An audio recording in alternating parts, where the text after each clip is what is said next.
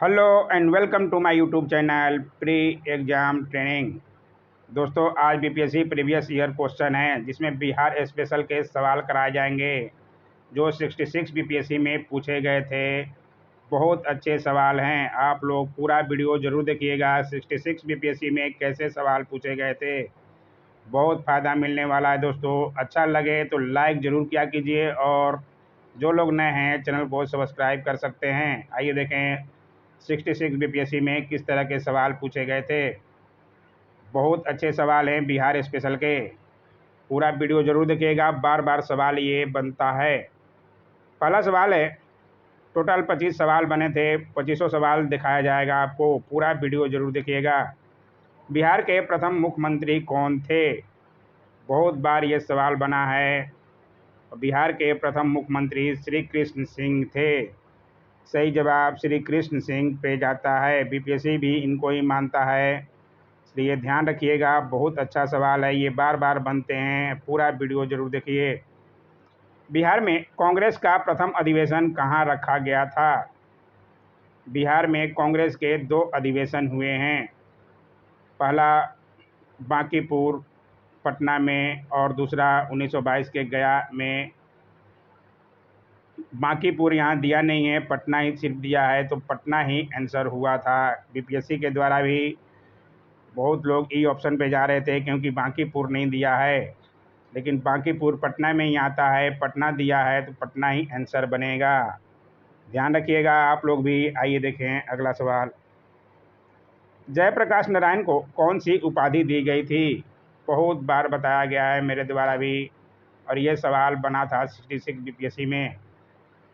जयप्रकाश नारायण को उसमें लोकमान्य तो बाल गंगाधर तिलक जी को कहा जाता था, जबकि जयप्रकाश नारायण को लोकनायक की उपाधि दी गई थी।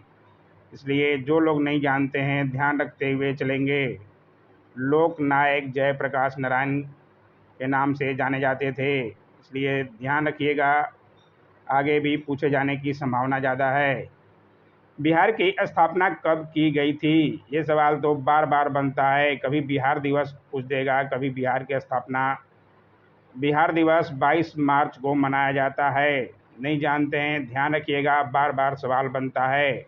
और स्थापना जो है, बिहार का स्थापना 1 अप्रैल 1912 को हुआ था, यानी कि 1912 में ही हुआ था, तो ये 1912 जो है राइट आंसर होगा। ध्यान रखिएगा। और बिहार दिवस 22 मार्च को मनाया जाता है, इस बात को भी ध्यान रखते हुए चलेंगे। आइए देखें अगला सवाल। बिहार में 3 कठिया पद्धति में नील की खेती के लिए भूमि का कितना भाग अमानत रखा जाता था?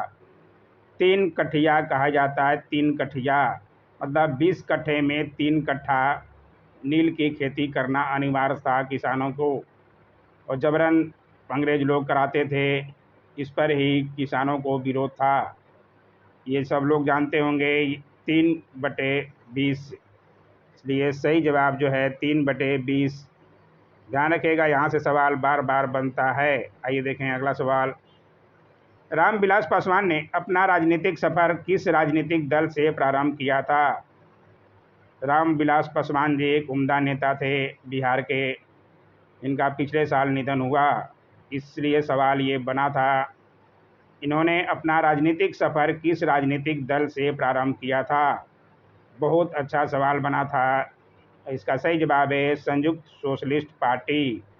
ध्यान रखिएगा, बहुत अच्छे सवाल था और आगे भी बन सकता है, अभी भी ये लेटेस्ट ही है। आगे आने वाले एग्ज़ाम के लिए बहुत, क्योंकि ऑडिटर एग्ज़ाम में 2019-20 का करंट अफेयर्स पूछा था, इसलिए ये भी 2020 का ही है। आइए देखें अगला सवाल। भारत के निर्वाचन आयोग ने कब बिहार विधानसभा 2020 के आम चुनाव के लिए प्रेस नोट जारी किया था? बहुत अच्छा सवाल था ये भी। इसमें डेट जो है लाइन से दे दिया था, तो बहुत बच्चों को कन्फ्यूजन हुआ। 23 सितंबर 2020, 24 सितंबर 2020, 25 सितंबर 2020 और 26 सितंबर। प्रेस नोट जारी किया गया था 25 सितंबर 2020 को, इसलिए आप लोग भी ध्यान रखिएगा, बहुत कन्फ्यूजन कराया गया था सवाल। आइए देखें अगला सवाल। 21 सितंबर 2020 को वीडियो सम्मेलन द्वारा किस राज्य में घर तक फाइबर योजना प्रारंभ की गई। 21 सितंबर 2020 को अभी भी करेंट अफेयर्स का ये सवाल है, आगे आने वाले एग्ज़ाम के लिए भी पूछा जा सकता है, इसलिए जानना ज़रूरी है आपको। ये बिहार में ही हुआ था। 21 सितंबर, डेट ज़रूर ध्यान रखा कीजिएगा बीपीएससी का एग्ज़ाम दे रहे हैं तो, क्योंकि बिना डेट कर आप बहुत कंफ्यूज हो जाएंगे सवालों में, इसलिए ध्यान रखिएगा। बिहार में हुआ था घर तक फाइबर योजना प्रारंभ 21 सितंबर 2020 को, इसलिए डेट ज़रूर ध्यान रखा कीजिए। आइए देखें अगला सवाल। बिहार के राजनीतिक स्वर्गीय रघुवंश प्रसाद सिंह पहली बार किस लोकसभा के लिए निर्वाचित हुए थे? इनका भी निधन पिछले साल ही हुआ था। रामविलास पासवान जी और ये रघुवंश प्रसाद सिंह, दोनों का निधन 2020 में हुआ था। दोनों पर सवाल पूछा गया था बीपीएससी में, आगे आने वाले एग्जाम में भी पूछे जाने की संभावना है, क्योंकि ये उम्दा नेता थे दोनों। ये जो है पहली बार 11वीं लोकसभा के लिए निर्वाचित हुए थे। 11वीं लोकसभा 1996 में हुआ था चुनाव, जिसमें 13 दिन के लिए अटल बिहारी वाजपेयी प्रधानमंत्री बने थे। ये भी ध्यान रखिएगा। इनका सही जवाब 11वीं लोकसभा के लिए पहली बार निर्वाचित हुए थे लोकसभा में। आइए देखें अगला सवाल। चंपारण में इंडिगो के किसानों की दशा की ओर गांधी जी का ध्यान किसने आकर्षित किया? ये सवाल तो शायद सब लोग जानते होंगे। चंपारण सत्याग्रह तो सवाल बनता ही है और आपको जानना जरूरी है। चंपारण सत्याग्रह पर ही 2-3 सवाल बने हैं इस 66 बीपीएससी में भी।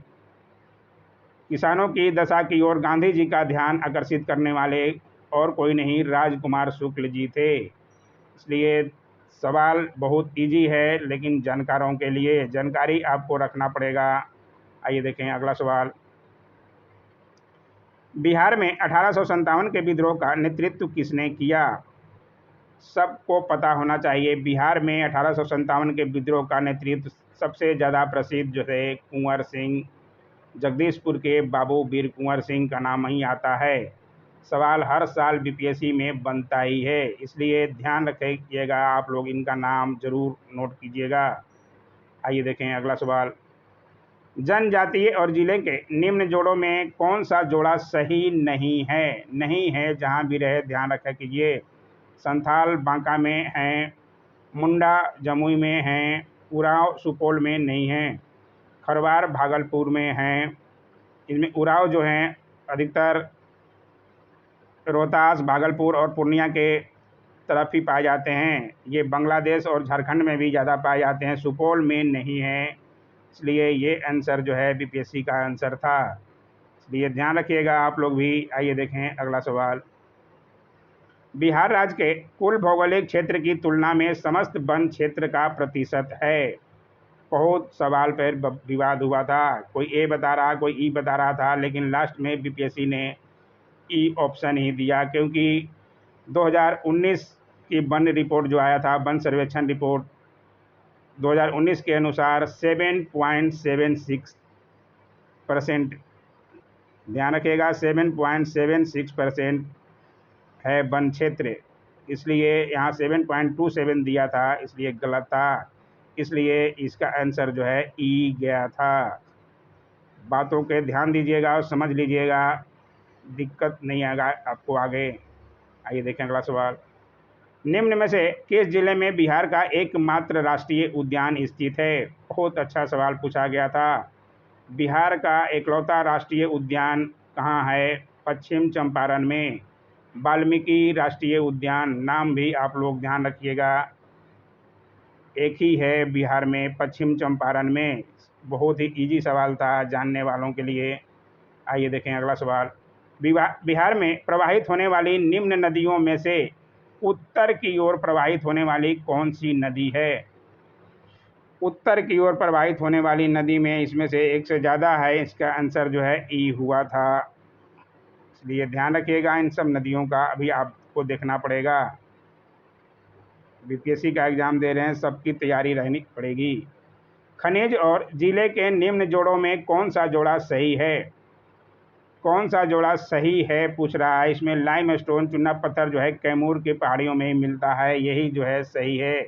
बाकी माइका भागलपुर में नहीं मिलता।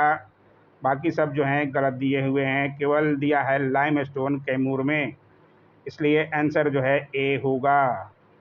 ध्यान रखिएगा। आइए देखें अगला सवाल। उद्योग और स्थान के निम्न जोड़ों में से कौन सा जोड़ा सही नहीं है?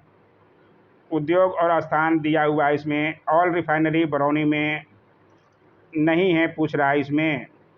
यह है सीमेंट बंजारी में है, फर्टिलाइजर बौराही में है, रेल डिब्बा और अभियांत्रिकी भागलपुर में नहीं है। ये रेल डिब्बा मधेपुरा तरफ है, इसलिए ये जो है आंसर गलत था। अब फिर से देख लीजिए, उद्योग और स्थान के निम्न जोड़ों में से कौन सा जोड़ा सही नहीं है पूछ रहा है, इसलिए रेल डिब्बा जो है भागलपुर में नहीं है। आइए देखें अगला सवाल। बिहार के निम्न जिलों में से किस जिले में ही पीडामोन्ट स्वैम्प मिट्टी पाई जाती है? स्वैम्प मिट्टी मतलब दलदली मिट्टी किन जिलों में पाई जाती है? बहुत अच्छा सवाल था ये भी। पश्चिम चंपारण में पाई जाती है, ये भी ध्यान रखिएगा, बहुत अच्छा सवाल पूछा गया था। आइए देखें अगला सवाल। बिहार के निम्न प्रशासनिक विभागीय जोड़ों में से किस जोड़े से गंगा नदी नहीं बहती है? कौन से जोड़े से गंगा नदी नहीं बहती है? इसमें दरभंगा मुंगेर से बहती है, पूर्णिया भागलपुर में बहती है, तिरहुत सारण में बहती है, कोसी और मगध में गंगा नदी नहीं बहती है, इसलिए ये जो है इसका आंसर डी हुआ। ध्यान रखिएगा, बहुत अच्छा सवाल था ये भी। आइए देखें अगला सवाल। वर्ष 1632 में पटना बिहार के पटना शहर में कौन सी कंपनी ने अपनी फैक्ट्री स्थापित की? ये 65 और 66 बीपीएससी दोनों में पूछा गया सवाल है। ये डच कंपनी थी, डच ईस्ट इंडिया कंपनी, इसलिए ध्यान रखिएगा, इस सवाल आगे भी बन सकता है। 65 और 66 दोनों में लगातार बना ये सवाल। आइए देखें अगला सवाल। बिहार सरकार ने अगस्त 2018 में एक नई योजना सतत जीविकापार्जन योजना शुरू की। इस योजना का उद्देश्य क्या है? सतत जीविकोपार्जन योजना शुरू की गई, इसका उद्देश्य आप पूरा देख लीजिए। इसका सही जवाब है अत्यधिक गरीब परिवारों को सतत आय का सृजन करने वाली परिसंपत्ति प्रदान करना, इसलिए ध्यान रखिएगा, बहुत अच्छा ये भी सवाल था। फिर से देख लीजिए, सतत जीविकोपार्जन योजना का उद्देश्य अत्यधिक गरीब परिवारों को सतत आय का सृजन करने वाली परिसंपत्ति प्रदान करना। आइए देखें अगला सवाल। बिहार सरकार के 7 निश्चयों में से निम्न में कौन सा सम्मिलित नहीं है? 7 निश्चय 2 भी आ गया है इस साल के बिहार बजट में। मैंने बिहार बजट के वीडियो में 7 निश्चय 2 का पूरा बताया है, आप ज़रूर देखिए वीडियो, बहुत फ़ायदेमंद रहेगा आपके आने वाले एग्ज़ाम के लिए। इसमें 7 निश्चय में पहले भाग में कौन सा सम्मिलित नहीं था? इसमें बाल कल्याण जो था सम्मिलित नहीं था, ध्यान रखिएगा। बाकी सब महिला रोजगार, साफ पीने का पानी, सभी परिवारों को बिजली की आपूर्ति सारे थे, लेकिन बाल कल्याण शामिल नहीं था। आइए देखें अगला सवाल। बिहार का प्रति व्यक्ति शुद्ध राष्ट्र घरेलू उत्पाद स्थिर कीमतों पर देश की तुलना में कम है। वर्ष 2018-19 में यह कितना था?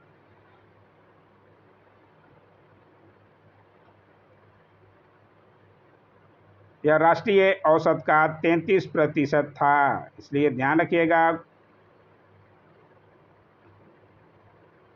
फिर से सवाल देख लीजिए। बिहार का प्रति व्यक्ति शुद्ध राज्य घरेलू उत्पाद जो है स्थिर कीमतों पर देश की तुलना में कम है, और 2018-19 के अनुसार यह कितना था? राष्ट्रीय औसत का 33% में था। आइए देखें अगला सवाल। बिहार सरकार ने 1 अप्रैल 2019 से सार्वजनिक वित्तीय प्रबंधन प्रणाली शुरू की है, यह प्रणाली क्या है? सार्वजनिक वित्तीय प्रबंधन प्रणाली 1 अप्रैल 2019 से शुरू की है, पूछा गया था 66 बीपीएससी में। ये प्रणाली जो है राज्य में समस्त वित्तीय कार्यकलापों को ऑनलाइन तथा कागज रहित बनाएगी, इसलिए ध्यान रखिएगा, ये प्रणाली का उद्देश्य था। आइए देखें आज का आखिरी सवाल। 25 सवाल पूछे गए थे बीपीएससी 66 में, लगभग 25 सवाल बनते हैं। भारत सरकार ने 2 जनवरी 2020 को बिहार राज्य को कृषि कर्मण पुरस्कार प्रदान किया। यह पुरस्कार दिया गया था, किस लिए दिया गया था बिहार राज्य को कृषि कर्मण पुरस्कार? इसका सही जवाब है मक्का और गेहूं के उत्पादन और उत्पादकता के लिए। बहुत बार बताया गया है करंट अफेयर्स में भी, इसलिए ध्यान रखिएगा, आगे भी पूछे जाने की संभावना है। 2 जनवरी 2020 को दिया गया था कृषि कर्मण पुरस्कार। आज का वीडियो से कुछ ना कुछ सीखने को मिला होगा। 66 बीपीएससी में किस तरह के सवाल बने थे, आगे भी इसी तरह के सवाल बनेंगे, इसलिए आपकी तैयारी में निखार लाने के लिए ये सवाल बताया गया। वीडियो कैसा लगा ज़रूर कमेंट किया कीजिए, आंसर की दिया हुआ है। Don't forget to like share comment and subscribe my YouTube channel. Thanks for watching my YouTube channel.